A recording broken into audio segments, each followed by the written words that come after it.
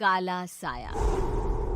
यूं तो बनारस घाट अपनी खूबसूरती के लिए बहुत प्रचलित है, पर घाट के किनारे कई राज लिए बैठे हैं। ये कहानी शुरू होती है बनारस के घाट के पास बने ममता निवास से, जहां प्रिया लाल जोड़े में ममता के घर उसकी बहू बनकर आती है। आओ आओ बहू, घर को अपने पैरों से पवित्र करो। ममता घर की दहलीज पार कर ही रही होती है कि अचानक एक बहुत गंदी सी बास पूरे घर में फैल जाती है।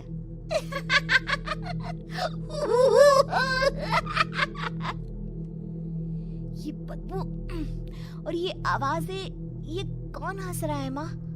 अब ये पड़ोसी ना हमारे थोड़े अलग से है। कहाँ हम शाकाहारी और ये मांस मच्छी खाने वाले। छोड़, तू ध्यान मत दे और गृह प्रवेश कर। और हाँ बहू, अपनी सास की एक बात हमेशा याद रखना, इन पड़ोसियों से तो कभी बात नहीं करेगी। अच्छे लोग नहीं है ये। अपनी सास की ये बात मानेगी ना बेटा? हाँ माँ, जो आपकी मर्जी, मैं उनसे बात नहीं करूंगी। अगले दिन प्रिया अपनी पहली रसोई बनाने रसोई घर में जाती है। ये छोकी बात तो नाक में जा रही है। एक काम करती हूँ, खिड़की खोल देती हूँ। प्रिया खिड़की खोलने जाती है। इतने जाले, लगता है इस खिड़की को कभी खोला ही नहीं गया। पर ऐसा क्यों? ओह, नॉन वेज की स्मेल आती होगी ना। 2 मिनट के लिए खोल लेती हूँ, फिर बंद कर दूंगी। प्रिया खिड़की खोलती है। खिड़की खोलते ही उसकी नजर सामने वाले घर की खिड़की पर पड़ती है, जहाँ एक लड़की खड़ी होती है। हाथों में मेहंदी, लाल रंग की साड़ी, बिल्कुल सजी धजी, मानो प्रिया की तरह ही वो भी नई नवेली बहू हो। वो प्रिया को देखकर मुस्कुराती है। हे भगवान, माँ ने तो इनसे बात करने को मना किया था।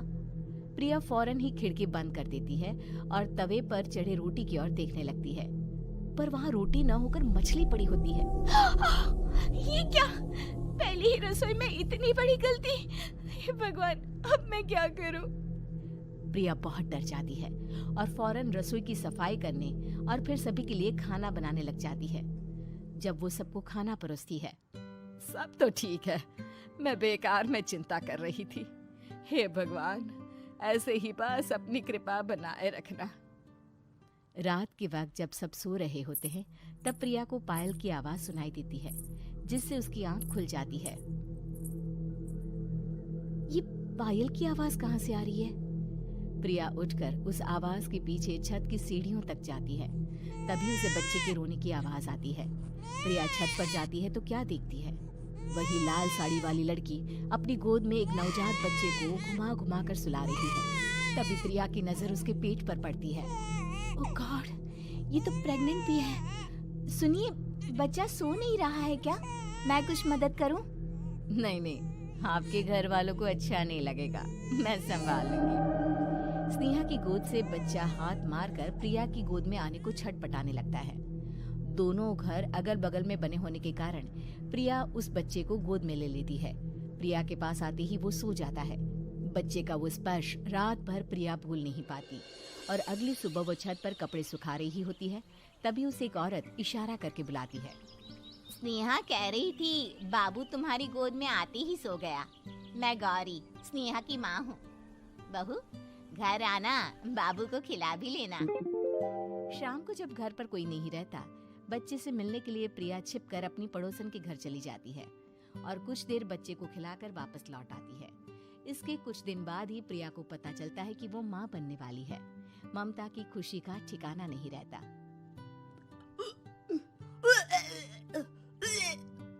माँ जी, पता नहीं क्यों उल्टी आ रही है।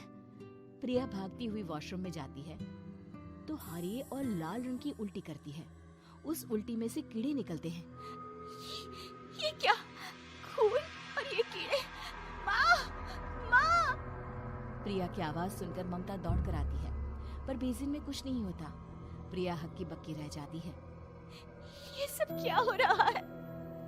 प्रिया घबरा जाती है और अपने कमरे में जाकर सो जाती है। डर के कारण वो इतनी थक जाती है कि उसकी आंख लग जाती है। तब उसे ऐसा लगता है उसके पेट पर मानो कोई बैठा हुआ हो। कौन हो? प्रिया के पेट पर एक 5 महीने की बच्ची बैठी हुई थी, जो बुरी तरह जली हुई थी। माँ, तुम ही मुझे लाई ना अपने पेट में। मैं तुम्हारी माँ नहीं हूँ। कौन हो तुम? माँ, देखो मैं जल गई बुरी तरह से। 6 महीने पेट में रहने को भी मुझे नहीं मिला। सहला दो ना माँ। बचाओ, बचाओ, माँ! ममता दौड़कर कमरे में आती है। प्रिया की बातें सुनकर वो सब समझ जाती है। तू कहीं बगल वाले घर में तो नहीं जाकर आई ना बहू? मुझे माफ कर दो, मैं गई थी माँ। उस घर में सब मरे हुए हैं बहू। कई साल पहले स्नेहा उस घर में बहू बनकर आई थी। कुछ ही दिन में वो एक बच्चे को जन्म देने वाली थी। पूरा घर बच्चे के आने की खुशी में खोया था कि एक दिन अचानक उस घर में आग लग गई। सब बुरी तरह जलकर मर गए।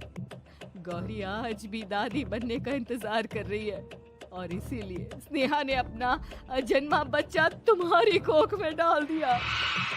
ममता ये कह रही होती है कि पीछे से उसके पैरों को एक बच्चा पकड़ लेता है। दादी, दादी। माँ, स्नेहा की गोद में यही बच्चा था। ये बच्चा कौन है फिर? तेरी मौत है। तेरी भी दादी। जिस चीज का ममता को डर था वही हो गया। ममता निवास के ऊपर मौत ने चादर बिछा दी थी। प्रिया का पेट ऐसे बढ़ जाता है मानो 9 महीने का हो। 2 हाथ उसके पेट से बाहर निकलते हैं।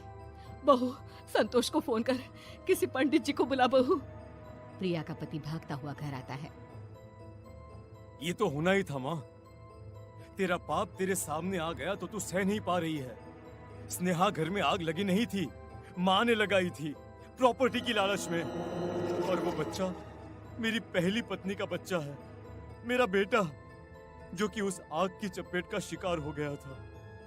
मैंने तुमसे ये सब माँ के कहने पर छुपाया था। मुझे माफ कर दो प्रिया। तुम अगर चाहो तो यहाँ से जा सकती हो। मैं तुम्हें किसी भी बंधन में रखना नहीं चाहता। मेरी शादी हुई है आपसे, मैं आपको छोड़ नहीं सकती, पर उससे पहले हमें स्नेहा, उसकी माँ और बच्चे की आत्मा की शांति करवानी होगी। संतोष और ममता गौरी के घर जाते हैं। अंदर सब कुछ जला हुआ होता है। जमीन पर जली हुई लाशें बिखरी हुई थी। ममता रो रो कर अपनी करने की माफी गौरी से मांगती है। प्रिया स्नेहा के घर वालों का अंतिम संस्कार करवा देती है और ममता निवास फिर से आत्माओं के साए से मुक्त हो जाता है।